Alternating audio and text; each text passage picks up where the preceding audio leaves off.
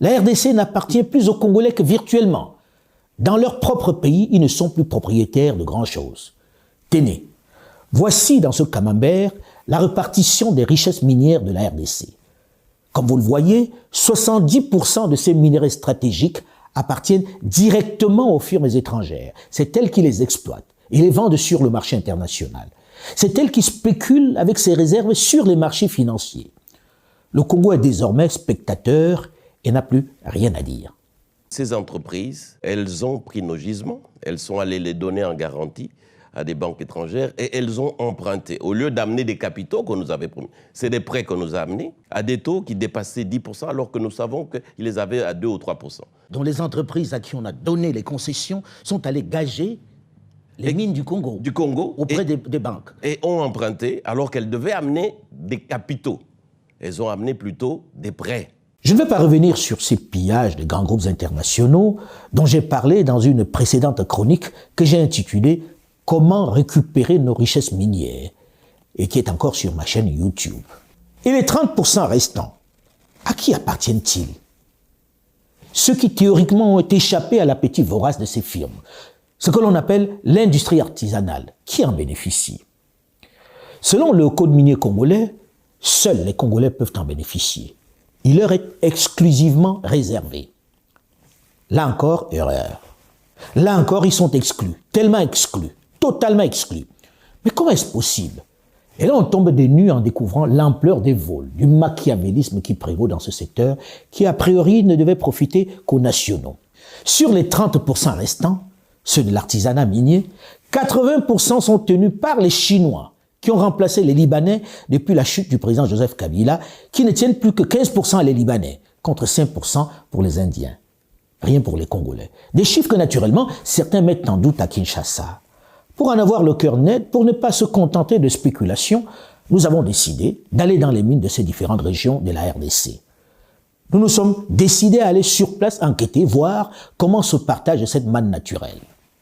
Après l'extraordinaire périple dans les hautes montagnes du Nord Kivu, dans les mines de Rubaya, dans la belle et luxuriante région du Massissi, nous avons tenté ensuite de nous rendre dans les mines de Walikale, toujours dans le Nord Kivu.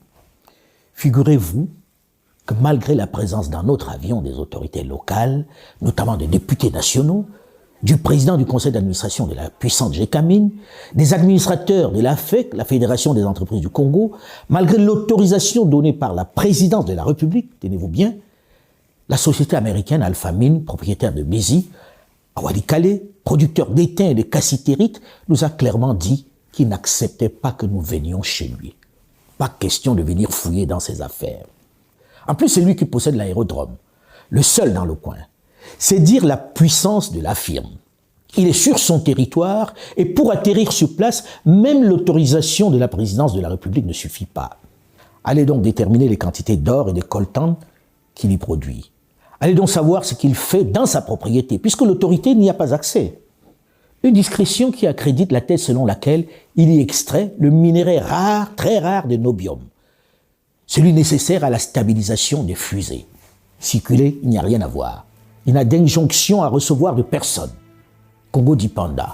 Bref, de guerre lasse, nous avons capitulé et figurez-vous que nous sommes là dans la région du Nord Kivu qui est en état de siège, avec un gouverneur militaire. Impossible de le faire plier.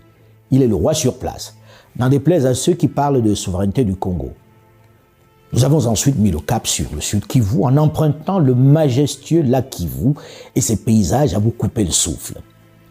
Malheureusement, dans ce décor de rêve, nous avons croisé des esclaves des temps modernes dans les mines de Luhihi, dans le territoire de Kabare, dans le sud Kivu. Je vous épargne l'étape éprouvante sportive des Nyabibwe, perchés à 2200 mètres d'altitude, où les creuseurs ont fait des gruyères dans l'impressionnante montagne. Un vrai supplice. Mais le plus fort dans cette aventure était l'étape suivante.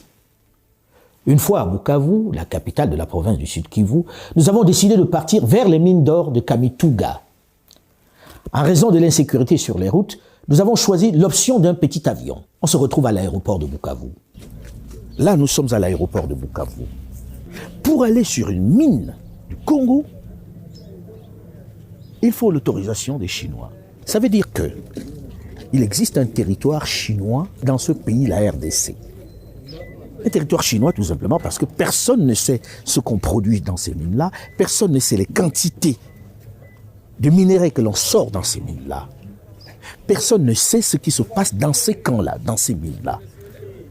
Ils déclarent ce qu'ils veulent, mais c'est classé en mine artisanale. Dans les statistiques des mines que l'on présente, personne ne peut dire ce qui sort des mines chinoises. Les compagnies occidentales qui ont acheté ici il y a quelques années, qui ont signé ici il y a quelques décennies, les ont toutes vendues